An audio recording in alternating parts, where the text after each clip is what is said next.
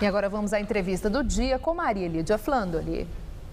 O PSOL, Partido Socialismo e Liberdade, vai ter candidato próprio ao governo de São Paulo e já elabora programa de governo, além da formação de uma frente de esquerda. Nosso convidado é Vladimir Safatli, professor livre-docente do Departamento de Filosofia da USP e colunista da Folha de São Paulo. Safatli se filiou ao PSOL no ano passado e está sendo o nome citado na imprensa como indicado pré-candidato do PSOL ao governo paulista. Muito obrigada, professor, por estar conosco. Obrigado. O PSOL foi recentemente, bem recentemente, acusado de estar ligado a esses black blocs e estar aliciando e pagando jovens para atuarem nas manifestações.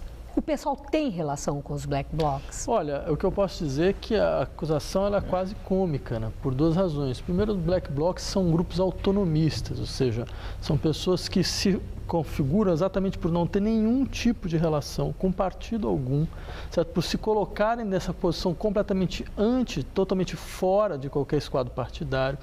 Certo? O que aconteceu, até onde eu consegui ver pela própria imprensa, foi que descobriram que uma pessoa que teria uma ligação com uma das pessoas que estavam envolvidas na morte infeliz do cinegrafista, organizou uma manifestação e pediu para alguns vereadores, entre eles o vereador do PSOL, R$200 para poder organizar, comprar águas e coisas desse tipo. Blá, blá, blá. Isso que está te falando de vínculo, né, entre organizações terroristas, como os black blocs e algum partido. Mas no seu entender, o próprio PSOL nega qualquer ligação e participação e aliciamento ou mesmo pagar, né, pessoas para atuarem nas manifestações. Entretanto, o advogado daqueles acusados, né, na morte do cinegrafista da Band, o Santiago Andrade, eles disse partidos políticos, depois um dos rapazes citou o PSOL. No seu entender, o partido tem que tomar uma atitude mais direta, uma interpelação judicial, fazer alguma coisa? Não, eu acho que é uma coisa no limite do irresponsável, quer dizer, você fala, olha, partidos políticos podem estar presentes nesse tipo de processo, certo? Aí uma das pessoas envolvidas fala, não, vários partidos estavam presentes também nas manifestações, podem ser que eles também sejam presentes. Ou seja, é uma situação do limite do surreal. Né? Quer dizer, é uma colocação dessa natureza, que é uma colocação grave, sob vários aspectos. Muito grave. Claro, ela deve ser feita com a base concreta, entendeu? Mas está longe de ser isso. Quer dizer, você vai jogando uma série de rumores e especulação, então os rumores e especulação vão sendo repetidos, quando você vê, você já tem um fato, você constrói um fato. Agora, o que eu queria insistir é o seguinte, há um problema mais grave, certo? O problema mais grave há toda uma tentativa de criminalizar, certo, todas essas manifestações, certo, que de fato elas tiveram momentos de violência e coisas dessa natureza, mas não são momentos gratuitos, ou seja, por que está tendo essa violência? De onde veio? Você acha que é por quê? Porque as pessoas, num dado momento assim, da história brasileira, resolveram sair quebrando tudo? O que está acontecendo no país para que esse tipo de manifestação esteja ocorrendo? Quer dizer, que tipo de resposta tem que ser dada? Você acha que é porque colocando a polícia, prendendo X, Y, Z, você vai parar com isso? A questão não é, já acho que mais nem tanto a manifestação em si, o direito à livre manifestação.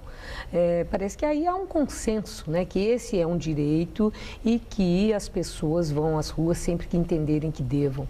A questão é a violência, é a depredação e a morte, né, que já há a produção, né, lamentável, da tragédia de um morto. Não. Então, alguma coisa tem que ser feita. Claro. Lá no Congresso Nacional, já há um pedido de urgência para votação, na tramitação de projetos que propõem endurecimento da lei para essas violências, falam até em configurar como terrorismo. No seu entender, endurecimento da lei pode prevenir e coibir a violência na legítima manifestação popular? Assim, os únicos responsáveis de atos terroristas nesse país são os próprios deputados. Eu não sei se é uma lei que só deve ser aplicada para eles, porque não faz nenhum sentido uma lei dessa natureza. Certo? Eu diria três coisas. A primeira delas, certo? Não foi a primeira morte que ocorreu. Essa morte foi extremamente lamentável, foi um acidente imperdoável, sem sombra de dúvida. No entanto, não foi o primeiro. Já tiveram pelo menos 8 mortes foram resultados de intervenções desastradas da polícia. Morte em Belém, morte em Belo Horizonte, morte em Cristalina, certo?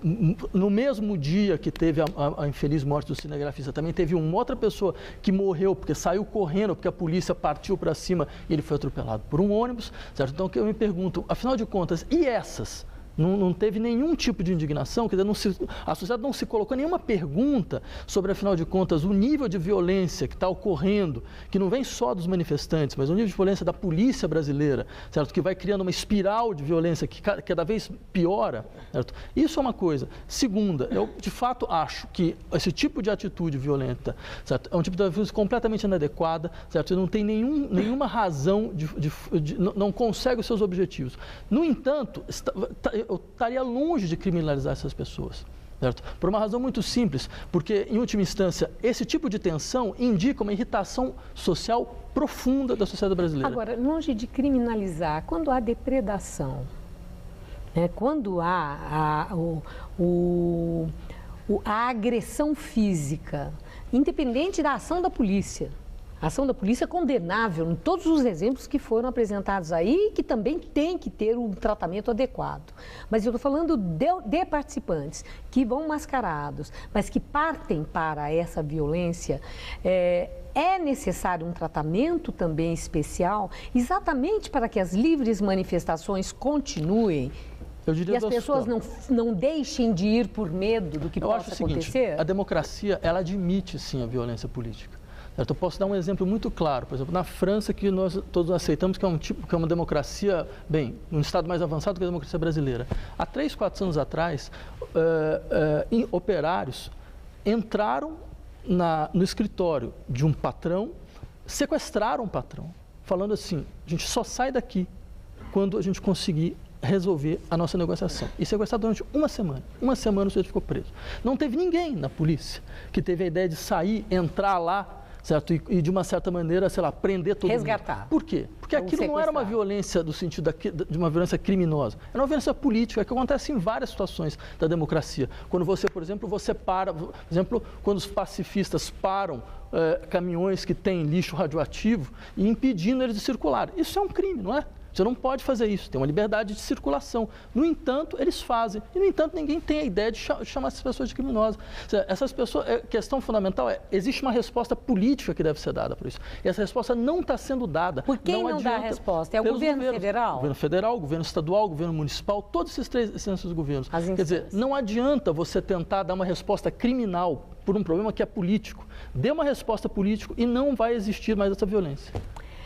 Agora, como eu falei na abertura da nossa entrevista, para encerrar, o seu nome está sendo apontado como pré-candidato do PSOL ao governo de São Paulo. No caso de aceitar e ser o candidato, o PSOL tem condições de ser competitivo com candidatos como o governador de São Paulo, o presidente da Fiesp, o ex-ministro Padilha, que tem aí o suporte do presidente Lula, e mesmo o ex-prefeito Kassab? Veja, primeiro isso foi só uma especulação, né? Quer dizer, o que eu acertei com o pessoal é que eu ajudaria no processo de realização de toda uma agenda de debates para que uma série de ideias pudessem começar a circular. Bem, independente dessa questão, o que eu acho é o seguinte: nós caminhamos por uma situação de uma profunda pobreza do debate político brasileiro. Talvez essa eleição vai ser uma das eleições mais pobres do ponto de vista programático, certo? No sentido de que a sociedade ela pede uma série de ideias mais radicais, ela pede uma série de ideias diferentes e você não tem circulação. Por exemplo, você teve manifestações populares pedindo democracia direta, de um sentido forte do termo, e nada apareceu nesse sentido, não teve nenhuma reforma política. Então, acho que independente dessas questões, a questão importante é necessário reabrir a agenda da política brasileira. Eu agradeço muito sua entrevista. Eu que agradeço. Uma boa noite, Safato. Obrigado.